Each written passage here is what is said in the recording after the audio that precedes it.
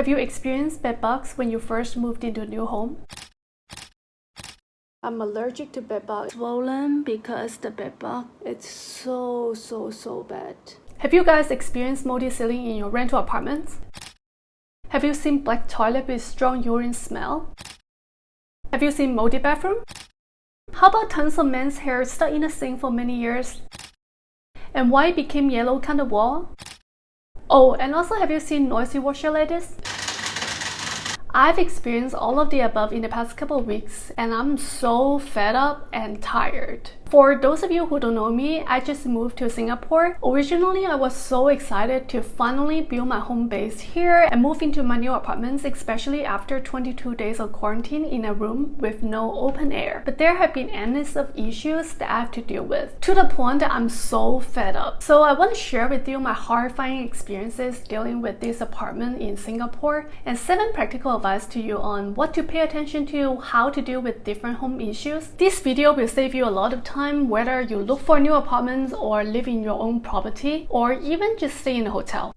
If you ever seen my previous video about apartment hunting in Singapore, you know that I've never seen this apartment in person and just deposit for this apartment online. I really just want to save a simple place to live. And this is not the first time I bought an apartment without seeing it. I've actually done the same when I moved to Sydney, France, and Seattle. But the problems that I'm facing in Singapore is really the first time and hopefully the last time. First, not allowed to visit. When I first landed in Singapore, I wanted to visit this place, but the previous tenant didn't allow me to visit because he's afraid of COVID case, so I have to tell him I've done 2 shots of vaccination and 22 days of quarantine, as well as 3 COVID tests. And I finally convinced him to let me visit the apartment, but I have to leave within 5 minutes. So when I first visited this apartment a month plus before my move-in day, I saw the place was like in a war. It's like extremely dirty, as if he was camping in his home in a very poor condition. It was so smelly that I didn't even want to stay longer. So my first advice to you is that if they don't allow you to visit a place, there's some indication of some potential problems, so be careful. Second is hygiene issues from the previous tenant. After seeing the place, I was so concerned and I messaged the agent and I want to make sure that he actually turned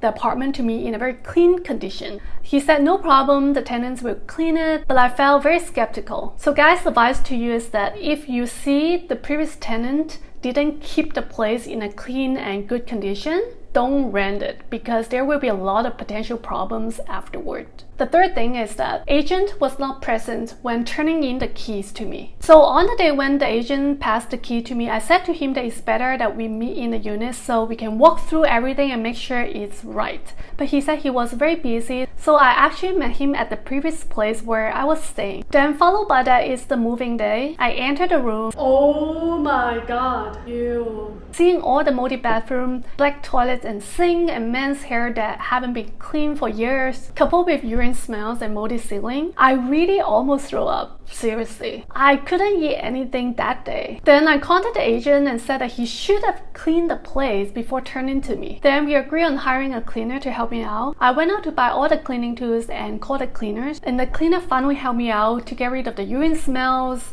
black glasses and everything. So here is another advice.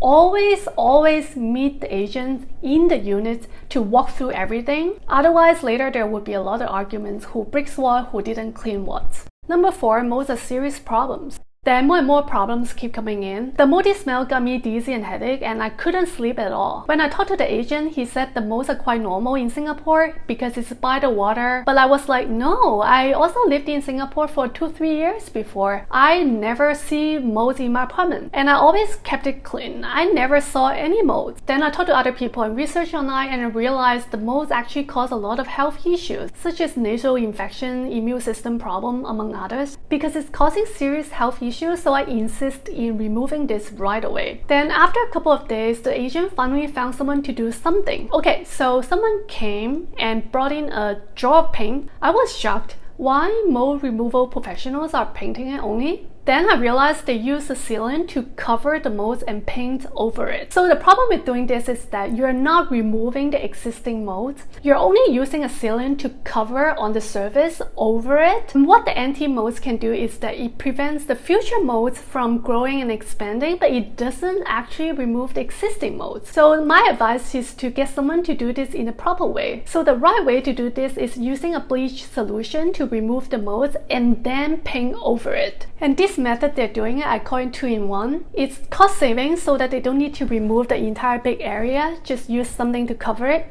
It saves a lot of time and money. So this is a cheap way. And the agent was so annoyed with me, and I'm also so annoyed with the halfway solution. But now you guys are not seeing the molds because they're using 3 layers of the sealant to cover it. Number 5 is poor housekeeping invites more bedbug. Then an even more serious health problem came. And one morning I woke up and saw all the bedbug bites on my legs and butts. And here are some of the pictures of my bedbug bite. So I have severe allergy to bedbugs. So by nature, the bedbugs are already quickly multiplying by themselves. On me, the bedbugs would get much worse. I got so sick, getting crazy. It was started to be a bed bug. I'm allergic to bed bug, so it become like hives. And I washed everything and did the control, and then see my eyelid is swollen because the bed bug bitten my eyelid as well. If you can see, it's all red. It's so bad.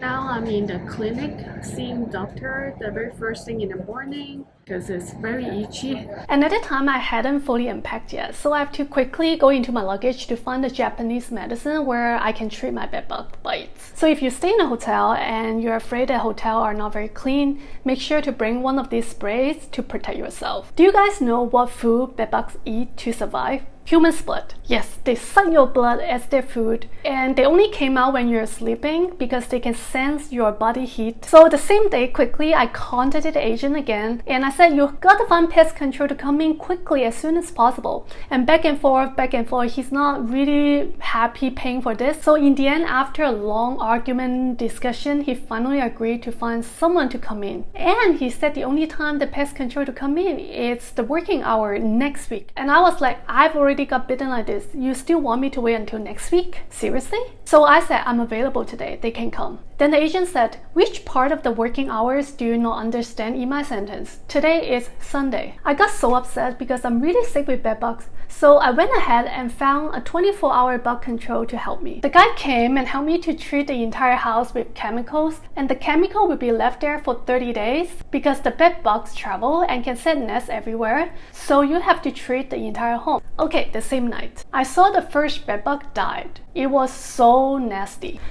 Number 6, check your appliances early. Up until now, my list is not done yet. So the same day after the pest control left, the washer was making a lot of noises, which I don't know how to fix. My list go on and on here. It was just such a horrifying experience for me. Number 7, other options to seek for. I also discussed with the agent if I can move out and just get back my rent and deposit. He said no. So up until now, I'm still in this apartment. I don't know what other problems there may be, but wish me luck.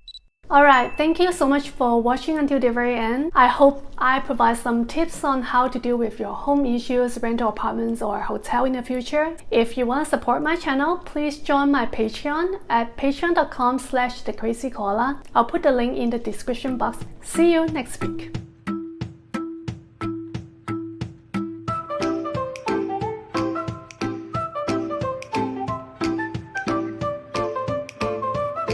My list is not done yet.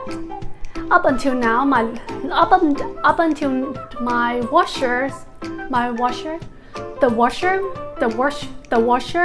the washer